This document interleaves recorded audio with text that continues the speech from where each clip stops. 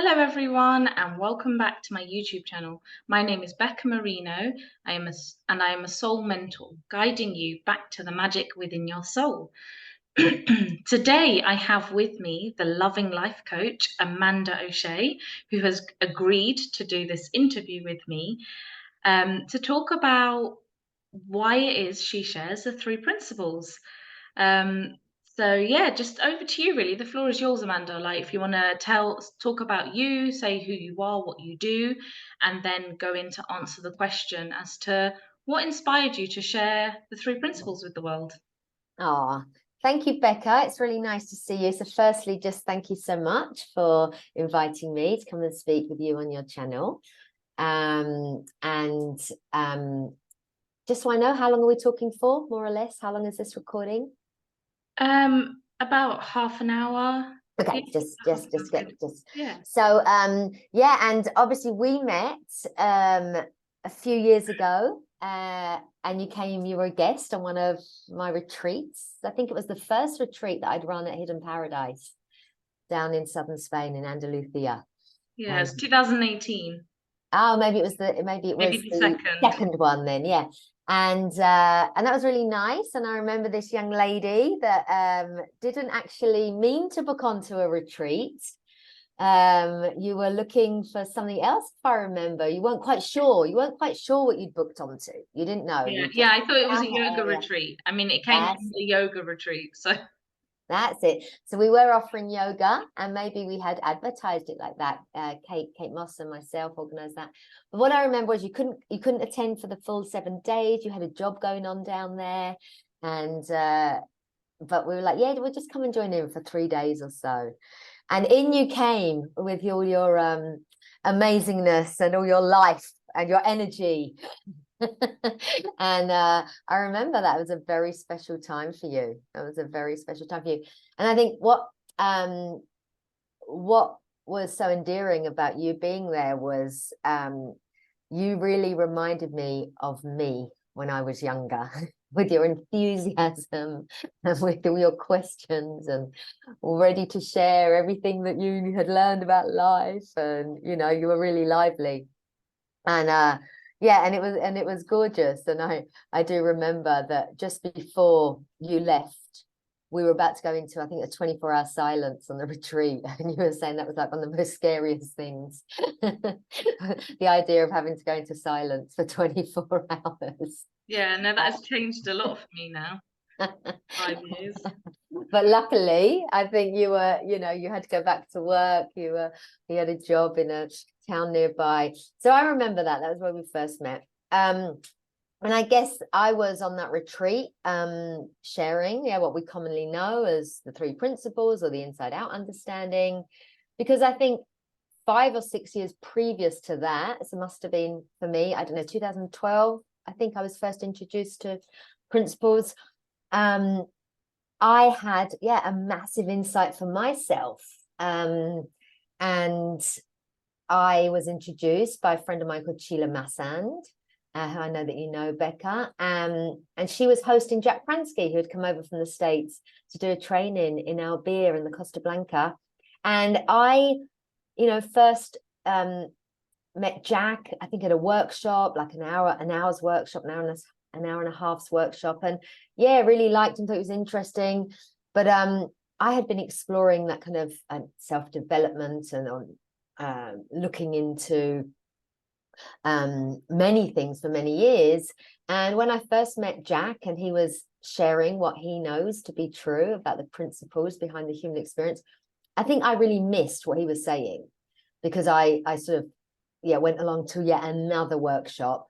And I think I had that, I've heard all this before. I know all about thought. I'd read many books and was on my own journey of self-exploration. It wasn't until the second year, I think, that I went again to another workshop of Jack Pransky, because he was back in town, that I had my kind of penny dropping moment, my aha moment, and really got to see what he had been pointing to. So I was a little bit of I don't know, it was quite a slow immersion for me in that year. I think I'd read Jack's book, I'd been listening to Sheila's newsletters, jumped on a couple of webinars, and that even like 10 or 11 years ago, there wasn't that much around at that time to watch or read. So that's incredible what's happening with this sharing of the principles in the last 10 years. But I certainly then read and listened to everything that I could. And so what inspired me, which is what your question was, I think I had such a profound a click, I suppose, you know, of what the principles are pointing to, the understanding that's what's going on, the mechanics of how the mind works behind our moment-to-moment experience of life, that it was life-changing for me. It changed everything. It explained all human behavior for me. The innocence to all human behavior. I'm not condoning bad behavior, but I saw the innocence behind it. And I think that what it did for me, Becca, was it gave me a language to be able to talk about something that I had seen to be true. It kind of brought everything together. All the things, all the exploration I'd done that I'd seen to be true. Suddenly, there was suddenly just a language that I had that made sense for me. So I was really grateful for that. And then I was all in, you know, and what I had heard Jack say in that second workshop that I attended was him pointing back to the wisdom that we all have inside of us, our innate wisdom, that nobody is more special than anybody else. Nobody has more access to wisdom than anybody else. And I think that what I had done a lot of my life and my, I suppose, in my own searching and seeking journey was always be so inspired by these people that had written books, and or these people that had were doing these talks, and sort of in awe in that way of like, wow, imagine like knowing all this stuff, imagine being able to talk like that. And I had no idea that what was coming through them was also available to come through me. But my mind was super busy. I realized that my mind had always been super busy, and it still is pretty busy.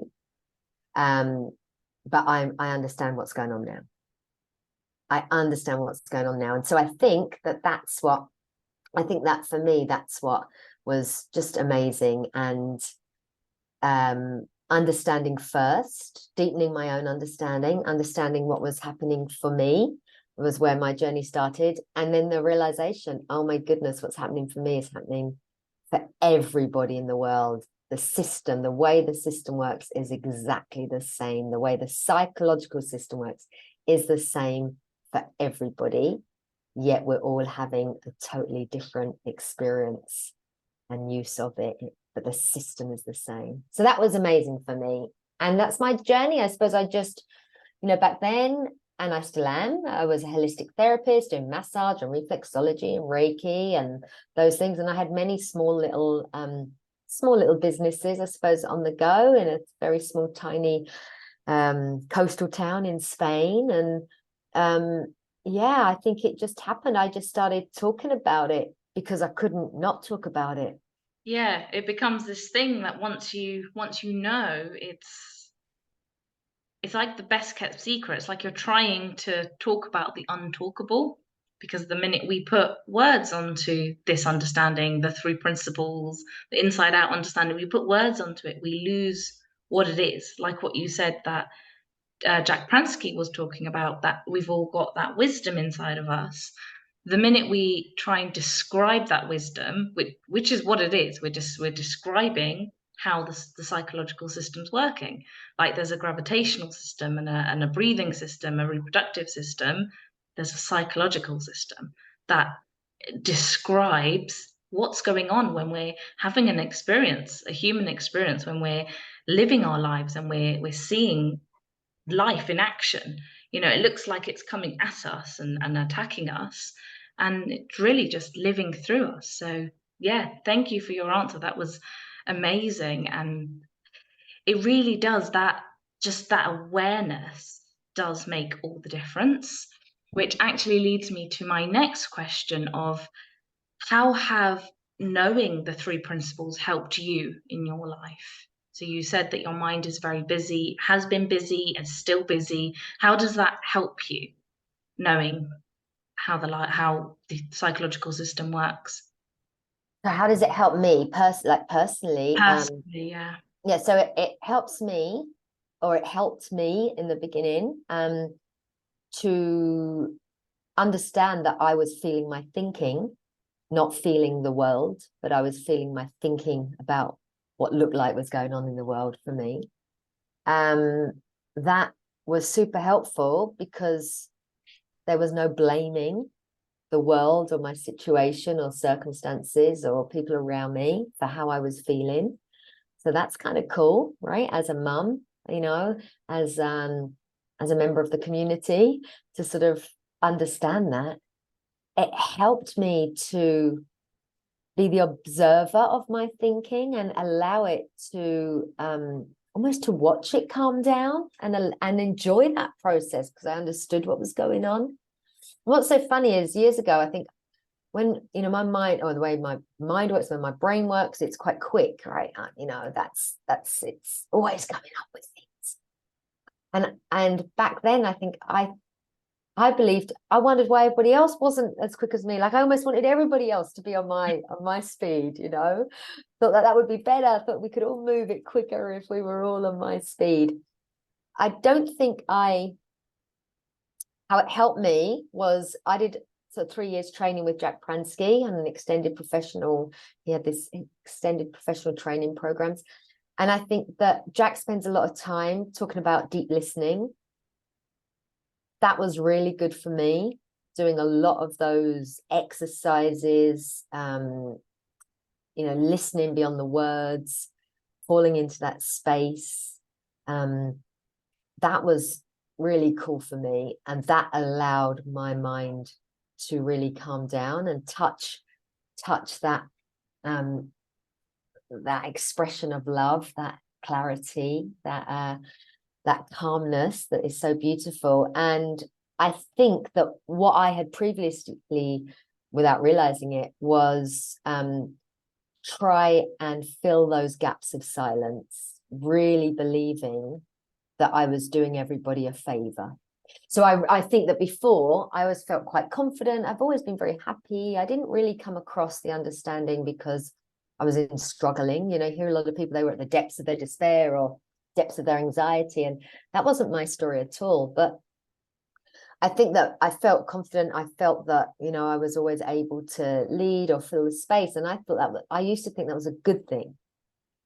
I used to think that space and silence was uncomfortable, because obviously it was uncomfortable for me in some way.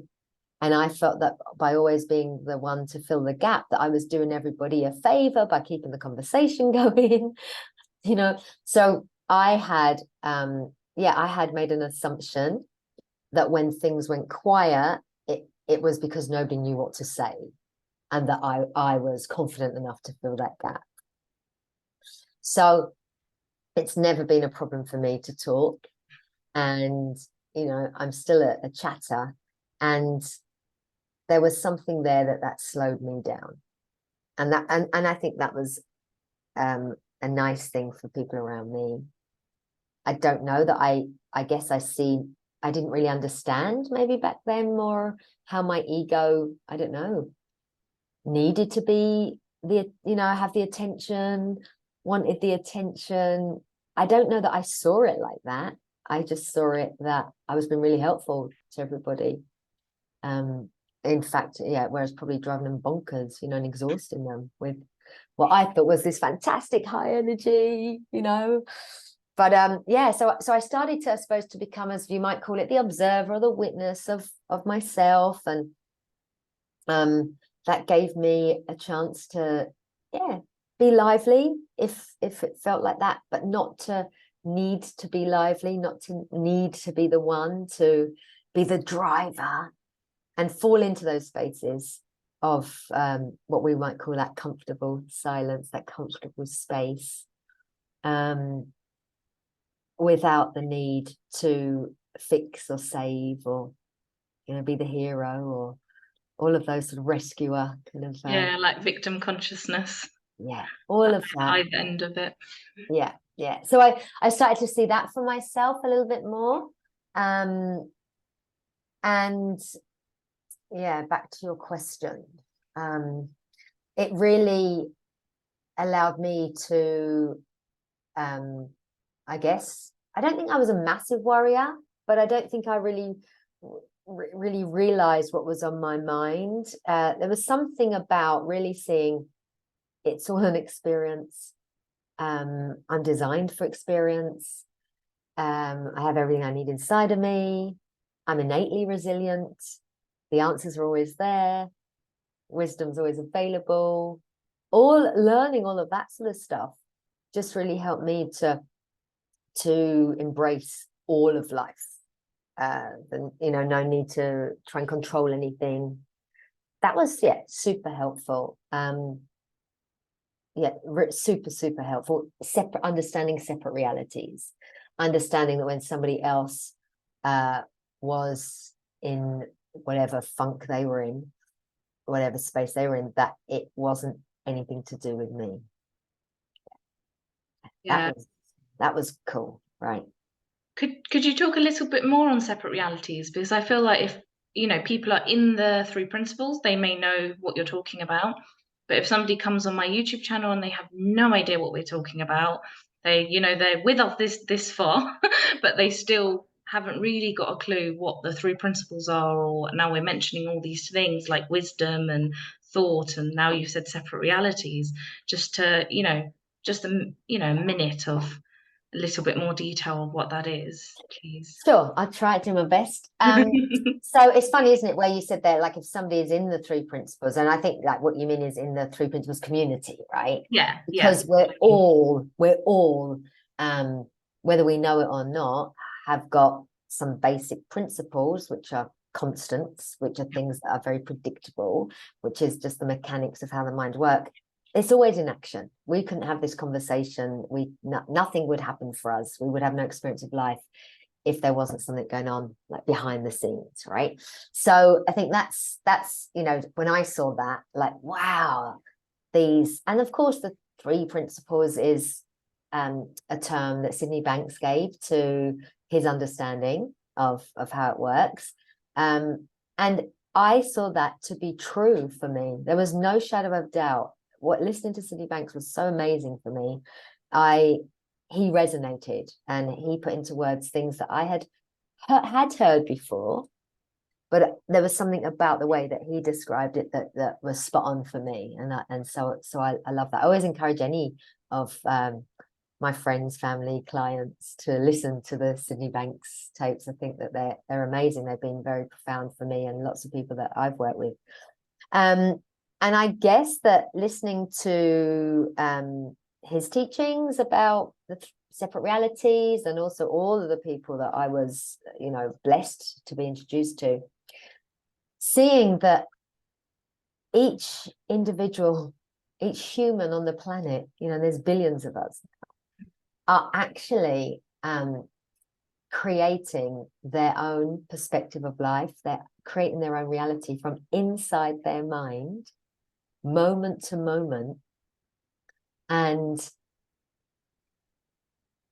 without even realizing what they're doing. So I think there is something, you mentioned awareness and understanding, which is once we realize that's what's going on, then we realize, oh yeah, that's your separate reality and that looks real and true to you, and my separate reality looks real and true to me, and we could both be at the same event, or we might be in the same conversation. So this conversation right now, there's you and I here on this Zoom call. So there's already two people that have got maybe a very different experience of this conversation. And then whoever's going to listen to this is going to hear their version of this conversation. Yeah, of course. It's mind-blowingly amazing. It is. And that's always been going on. And I think before I kind of realized separate realities, I think that I thought we all saw the same thing. And then it would be kind of strange, it would be very strange for me that somebody had a very different take on something.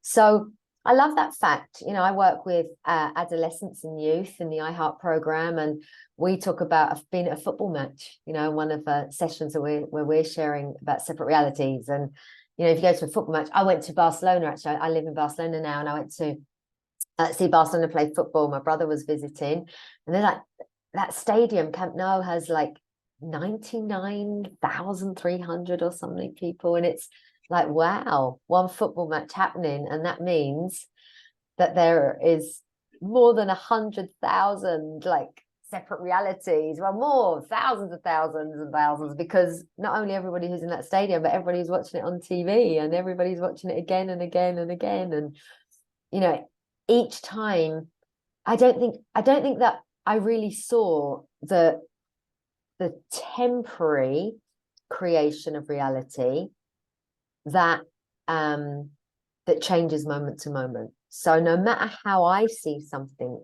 looks in the moment, the next time I hear it, see it, be it a song, a movie, a meeting I have with somebody, my experience is different because it depends where I'm at in that moment. Right? It depends what's flavoring my thinking. It depends what's seasoning my thoughts, you know. And the three principles that we call mind, consciousness, and thoughts are, you know, for me, that's consciousness is flavoring my thinking in the moment. That's how it works. That's how I see it. Consciousness is always bringing my thinking alive, and I feel that, you know, bring it alive into experience, and I feel that experience. And I think before I understood that sort of understanding was very helpful for me. And then it just makes sense. It just makes sense where that's how somebody else is seeing it. So I think there's more grace, there's more empathy, there's more compassion when I'm have any relationship with anybody else in any form, to realize that and to understand how they are creating their reality in that moment by these principles. And the same thing's happening for me. And you know what it allowed me to do, Becca, which is probably what I love, is I didn't need to be around like-minded people. So I think I used to believe that I needed to be around like-minded people, or that was, well, it was just easier. But that actually, then I got to see, like, wow, why would I even advertise that, like in my meetup groups or whatever? Come and meet like-minded people. Like, that's just a validation for myself of my understanding of life. Like, now suddenly understanding separate realities is, yeah, fascinating for me, to listen to other people that have got a totally different reality on something. Yeah, sometimes it really does open the doors to a brand new conversation, whether it is within the Three Principles community or you're just having a conversation. You know, you're out for coffee with friends and you're talking about something, you know, just whatever you talk about in life. And when you see a completely different view, it can inspire something in you, or you know, oh, okay, and get curious. It's that, you know, curiosity and zest for life and inspiration. So yeah, no, thank you so much. That's different. What you just said there, can I add to that? Yeah, go for it. Because there's something about when I recognized the know-it-all in me that was, you know, very present for a lot of my life, and still I recognize it now, you know, when it comes up. But when somebody saw something differently, I think I used to think, well, I either thought that they were right, or I was, you know, they were right and I was wrong, or I was right and they were wrong. And so there's just like, oh, now it's very different. Or whenever I first really, I suppose, had the penny drop about separate realities, it's like, oh, wow, your mind's telling you that about that. Oh, interesting. I never saw it. My mind's never come up with that view on it. Like, then you're more curious in, tell me how that looks for you. Tell me how that is. Whereas previously, I think I would have spent more time trying to prove that my way was right, or I would have been trying to maybe convince people or something around that lines. And so that's kind of cool for people to be around. And I think that I catch myself when I'm doing that now. I might not always catch it. But if I do have a very strong opinion on something, I do find myself, whoa, yeah, trying to kind of, you know, share that. And then it's like, oh no, yeah, they don't see it that way. Okay, that's cool. Yeah, that's cool. I do feel like we're very similar, Amanda. Everything you say. I There's a have passion. yeah, I have a notice on my fridge, like a little note that I put on my fridge that says, "I'd rather be peaceful than right." Because at the end of the day, we're feeling our thinking in the moment, there isn't really a wrong and a right. Mm. There So is, that you know, yeah, I agree with that. That it's this whole in the bigger picture, there is no wrong and there is no right. But there are still facts the way something works. yeah, Yeah. And I think that's what's so cool about this. It's like, well, it's just the way it works. Like that's what you said. We're not here with a prescription. It's just a description on the way that the psychological system works. mhm, And somebody said the other day to me, well, isn't that just a concept then? I say, of course it is at the end of the day, but it's kind of the best concept that I've run into. So, it serves me well and all the thousands of other people that have seen it to be true for them. So yeah, what is truth? There's so many conversations that bounce off of this that are amazing. So yeah, at the end of the day, yeah, it is all something that my mind is coming up with, but it resonates so much for me, and I still feel as passionate sharing it today as I did 10 years ago, or whenever I would have first been talking about it. that's amazing. Yeah.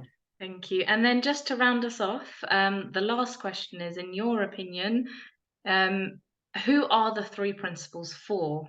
Like, I know the three principles in action are happening around, they're everyone. It's like gravity. It's happening whether you know it or not. Gravity is working for a 2-year-old who has no idea what gravity is, and the people who make planes and are working with gravity. But in the sense of people coming to this understanding, maybe stumbling upon this YouTube video, who is this understanding for? Who would be interested in knowing more about it? If that makes sense. Well, I mean, who is it for? I mean, it's just for everybody. I mean, there's not, this isn't an understanding. I mean, it depends how much thinking we've got on our minds, right? So I would have said previously, oh, it's to help people who are really stressful. It's to help people who are really, up against it. But when people's minds are so busy because they believe they're up against something, I don't know that they have space to hear it sometimes. So I used to work in a treatment center. People have been really at the height of their addictions or anxieties. Half the people in there loved what I was sharing and the other half, well, this was too deep. It wasn't the right time for them to hear it.